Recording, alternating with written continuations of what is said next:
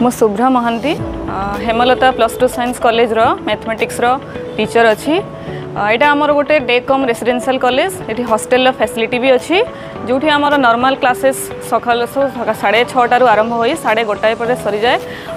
आमर second half रे 2:30 ରୁ 4:30 आम डाउट क्लियरिंग क्लास करूँ। ता सहित आमर तार 2:30 ରୁ 4:30 भितर आम एंट्रांस रो सिस्टम भी रखी जो आम नीट आउ जेई पिला कोचिंग दौ। विगत 7 वर्ष हम आम कॉलेज रे 100% रिजल्ट दे आसीचु। ता सहित 75% आम फर्स्ट डिवीजन पिला रिजल्ट आसी। लास्ट 3 वर्ष हम आम कॉलेज रे जिला स्तर रे सर्वाधिक नंबर रखी पास करिसेंती आम हेमलता कॉलेज रु। एठारे लैब फैसिलिटी सहित कंप्यूटर एंड हॉस्टेल सुविधा भी अच्छी।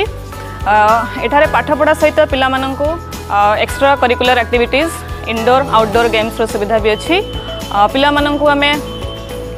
सेलिब्रेशन भी एठारे हुए। एठारे बहुत ही भल पाठ पढ़ा जाए जो पिला आज आमर जेई रे भी क्वालिफाई कर सारी।